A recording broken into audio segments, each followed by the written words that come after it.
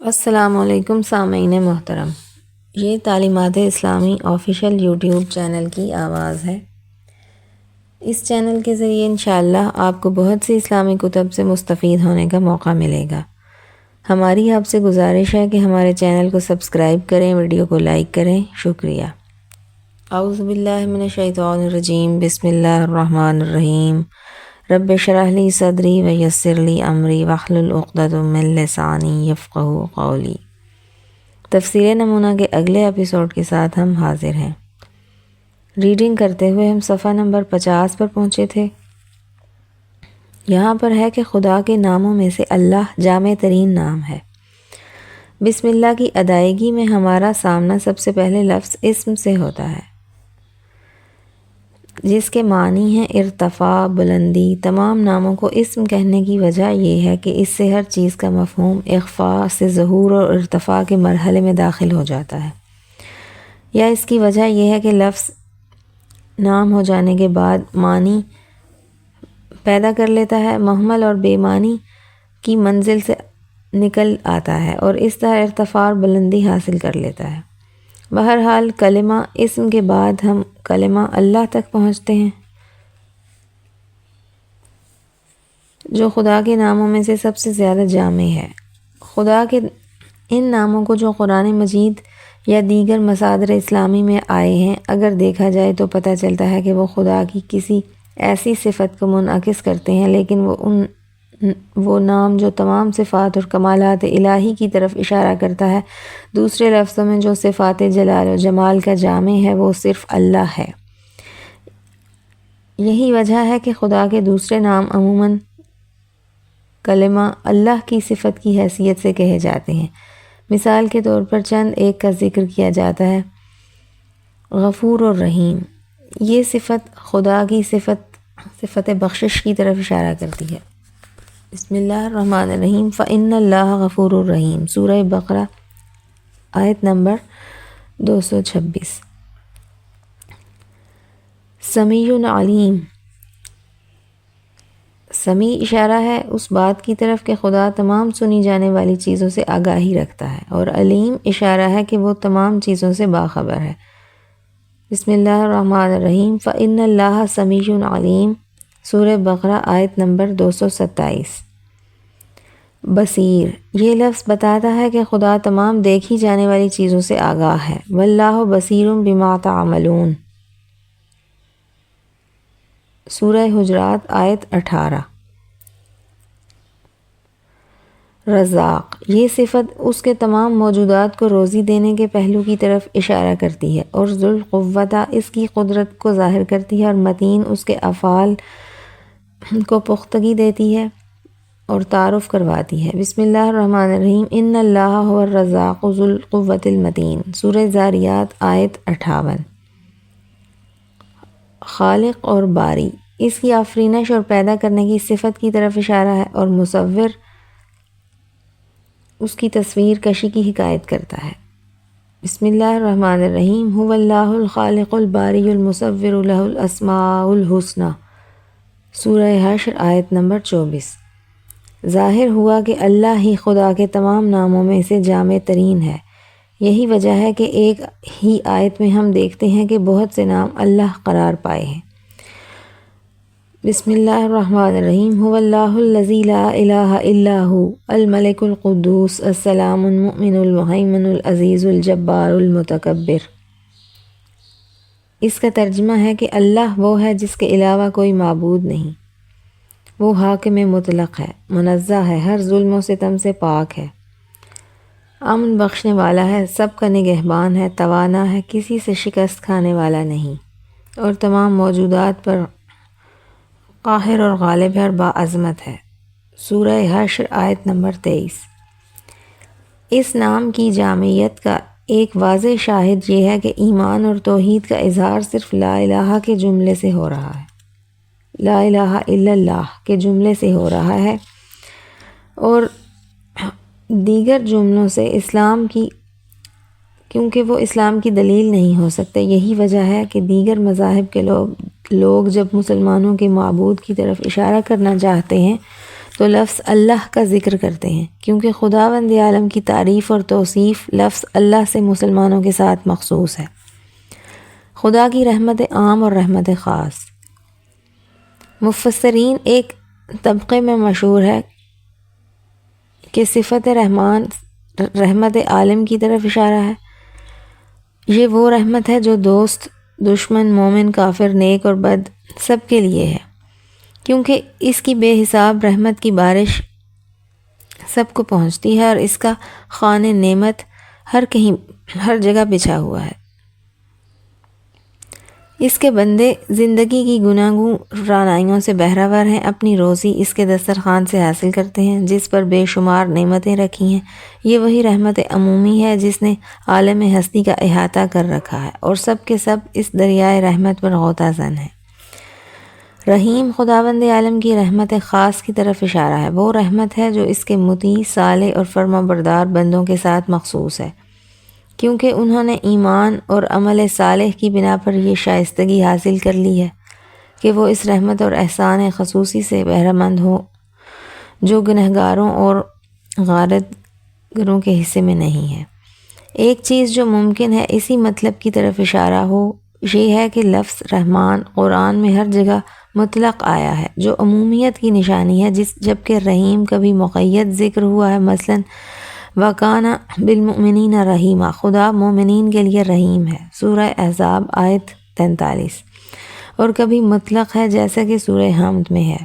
ایک روایت میں ہے کہ حضرت امام صادق علیہ السلام نے فرمایا،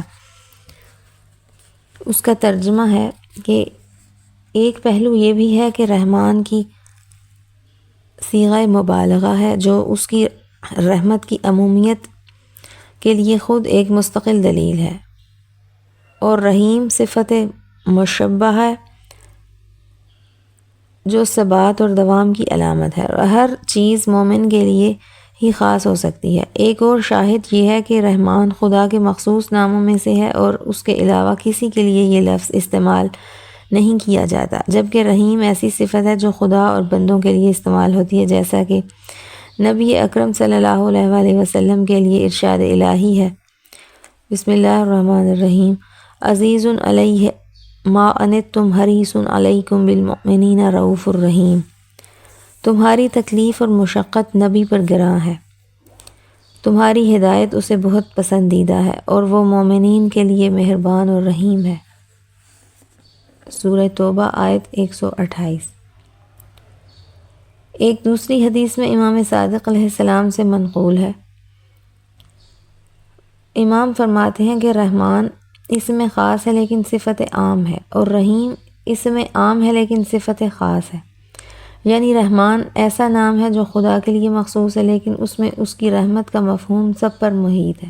اس کے باوجود ہم دیکھتے ہیں کہ رحیم ایک صفت عام ہے کہ عام کے طور پر استعمال ہوتا ہے، البتہ اس میں صفت خاص کے طور پر استعمال ہونے میں کوئی معنی نہیں۔ جو فرق بتایا گیا ہے وہ تو اصل لغت کے لحاظ سے ہے، لیکن اس میں استثنائی صورت پائی جاتی ہے۔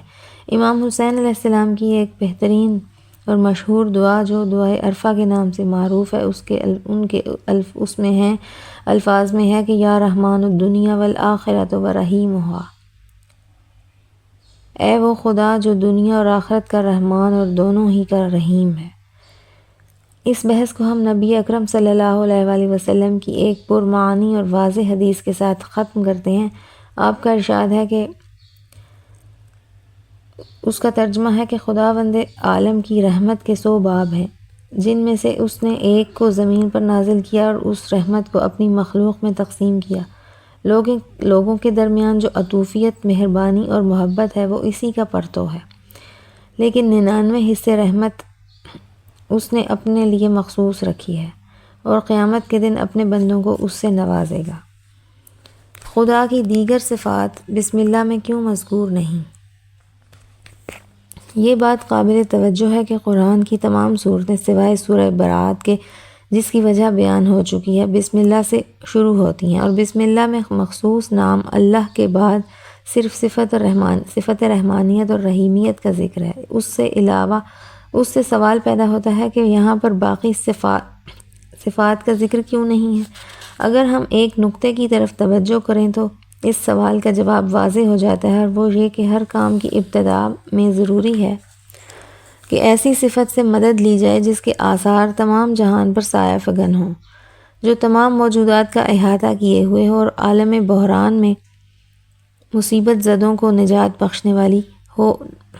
مناسب ہے کہ اس حقیقت کو قرآن کی زبان سے سنا جائے۔ ارشاد الہی ہے، بسم اللہ الرحمن الرحیم، ورحمتی وسعت کل شیء، میری رحمت تمام چیزوں پر محیط ہے۔ سورہ اعراف آیت 156۔ ایک اور جگہ ہے، حاملان عرش کی ایک دعا کو خداوند کریم نے یوں بیان کیا ہے، ربنا وسعت کل شیء رحمتہ، پروردگار تو نے اپنا دامن رحمت ہر چیز تک پھیلا رکھا ہے۔ سورہ مومن آیت 7۔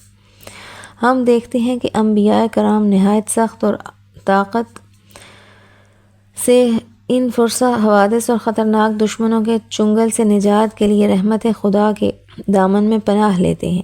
قوم موسیٰ فرعونیوں کے ظلم سے نجات کے لیے پکارتی ہے، بسم اللہ الرحمن الرحیم، ونجینا برحمتک، خدایا ہمیں ظلم سے نجات دلا اور اپنی رحمت کا سایہ عطا فرما۔ سورہ یونس آیت 86۔ حضرت ہود علیہ السلام اور ان کے پیروکاروں کے سلسلے میں ارشاد ہے، بسم اللہ الرحمن الرحیم، فَنَجَّيْنَاهُ وَالَّذِينَ مَعَهُ بِرَحْمَةٍ مِنَّا، ہود علیہ السلام اور ان کے ہمراہیوں کو ہم نے اپنی رحمت کے وسیلے سے نجات دی۔ سورہ اعراف آیت 72۔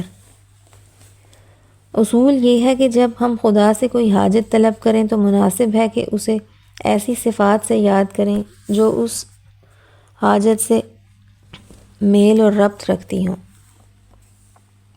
مثلا حضرت عیسیٰ علیہ السلام مائدہ آسمانی یعنی مخصوص غذا طلب کرتے ہوئے کہتے ہیں، اللہم ربنا انزل علینا مائدۃ من السماء وارزقنا وانت خیر الرازقین، بار الہ ہم پر آسمان سے مائدہ نازل فرما اور ہمیں روزی عطا فرما، تو بہترین روزی رساں ہے۔ سورہ مائدہ 114 آیت۔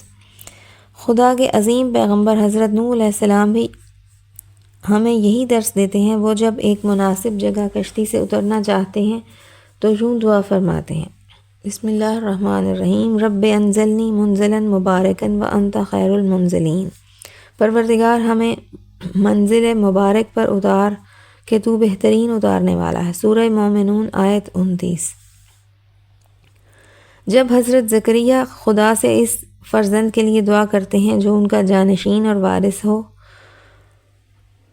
اس کی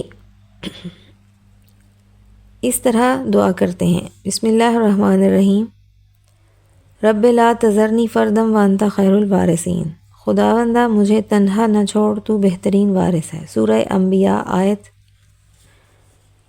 89۔ کسی کام کو شروع کرتے وقت جب خدا کے نام سے شروع کریں تو خدا کی وسیع رحمت کے دامن سے وابستگی ضروری ہے۔ ایسی رحمت جو عام بھی ہو اور خاص بھی ہو، کاموں کی پیش رفت اور مشکلات میں کامیابی کے لیے ان صفات سے بہتر کوئی اور صفت ہے۔ قابل توجہ امر یہ ہے کہ وہ توانائی جو قوت جاذبہ کی طرح عمومیت کی حامل ہے، جو دلوں کو ایک دوسرے سے جوڑ دیتی ہے، وہ یہی صفت رحمت ہے۔ لہٰذا مخلوق کا اپنے خالق سے رشتہ استوار کرنے کے لیے بھی اسی صفت رحمت سے استفادہ کرنا چاہیے۔ سچے مومن اپنے کاموں کی ابتدا میں بسم اللہ الرحمن الرحیم کہہ کر تمام جگہوں سے علیحدگی اختیار کرتے ہوئے اپنے دل کو صرف خدا سے وابستہ کر لیتے ہیں اور اسی سے مدد اور نصرت طلب کرتے ہیں، وہ خدا جس کی رحمت سب پر چھائی ہوئی ہے اور کوئی موجود ایسا نہیں جو اس سے بہرہ نہ ہو۔ بسم اللہ سے واضح طور پر یہ درس بھی حاصل کیا جا سکتا ہے کہ خداوند عالم کے ہر کام کی بنیاد رحمت پر ہے اور بدلہ یا سزا تو استثنائی صورت ہے۔ جب تک قطعی عوامل پیدا نہ ہوں سزا متحقق نہیں ہوتی۔ جیسا کہ عام دعائیں پڑھتے ہیں، یا من سبقت رحمتہ غضبہ، اے وہ خدا کہ جس کی رحمت اس کے غضب پر سبقت لے گئی ہے۔ انسان کو چاہیے کہ وہ زندگی کے تمام کاموں میں یوں عمل پیرا ہو کہ ہر کام کی بنیاد رحمت اور محبت کو قرار دے، اور آتشی کے ساتھ فقط بوقت ضرورت اختیار کرے۔ قرآن مجید کی 114 صورتوں میں سے 113 کی ابتدا رحمت سے ہوتی ہے، اور فقط ایک سورہ توبہ جس کا آغاز بسم اللہ کی بجائے اعلان جنگ اور سختی سے ہوتا ہے۔ الحمدللہ رب العالمین، حمد و ثنا اس خدا کے لیے مخصوص ہے جو تمام جہانوں کا پروردگار اور مالک ہے۔